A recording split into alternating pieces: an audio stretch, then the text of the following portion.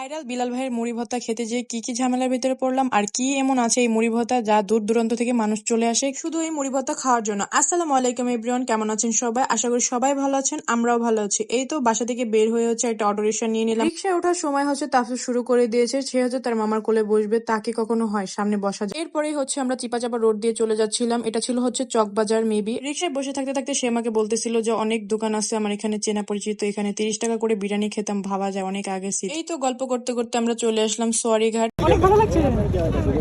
তারপর তুমি কোথায় এসেছো? নদীতে।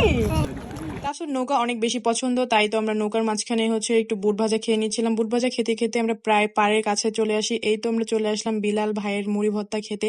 আর এখানে আমরা এসে হচ্ছে টোকেন নিয়ে নিলাম, আর টোকেনটা ছিল আমার মনে হচ্ছে আমরাই সবার লাস্টে। এখানে এসে হচ্ছে একটা সিটও খালি পাইনি, যেন হচ্ছে বিয়ে বাড়িতে এসেছি। চেয়ারের পিছনে মানুষ দাঁড়িয়ে আছে, খালি হলে হচ্ছে আরেকজন বসে পড়বে। আর এখানে দেখাচ্ছিলাম যে কত টাকা কত প্যাকেজ। আর তারপরে এখানে আইসক্রিম খাচ্ছিল, আর একটা বিড়াল পেয়ে সে তো অনেক বেশি খুশি হয়ে গেছিল।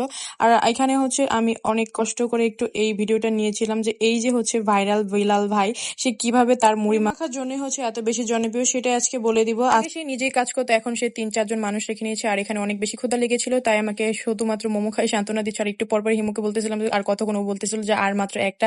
আর তাপসে এখানে প্রচন্ড দুষ্টুমি করতেছিল, কিন্তু তাকে মশা কামড়ে ভাই, যেখানে সেখানে মশা থাকবে। যাই হোক, এই তো আমাদের ফাইনালি মুড়িটা এসে পড়লো অনেকক্ষণ ওয়েট করার পরে। আর এখানে আমরা নিয়েছিলাম হচ্ছে 2 পিস চিকেন, একটা গলার পিস।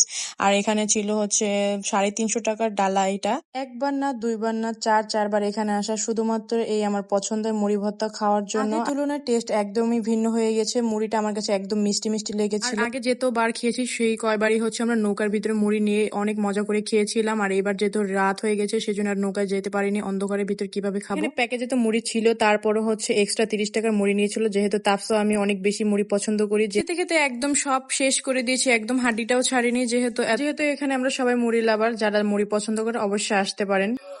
কি প্রতিদিন এমন বেচা হয়? আজকে তোরা ভিডিও নিচ্ছিস, তোমার মাথা ঘুমাচ্ছে। পিচের কথা শুনে তো আমি তো পুরাই অবাক। আজকে নাকি তেমন ভিড়ই হয়নি, আজকে যা দেখলাম একদম অবস্থা খারাপ। এখানে যারাই যেতে চান অবশ্যই শুক্রবার বাদে যাবেন, শুক্রবার গেলে হয় কি অনেক বেশি ভিড় হয়। তাপসো আর আমি নৌকা নিয়ে ঘুরবো দুজন, দেখবো জলের ঢেউ, একটা গান মনে পড়ে গেল। এই তো দেখতে দেখতে আমরা চলে আসলাম এপারে। এই লাচ্ছিটা নাকি খুব বেশি ফেমাস, সেজন্য আমরা এটা খেতে খেতে বাসায় চলে যাবো। আজকের ভিডিওটা এই পর্যন্তই। কার কাছে কেমন লেগেছে অবশ্যই জানাবেন। দেখা হবে নেক্সট ভিডিওতে। আল্লাহ হাফেজ।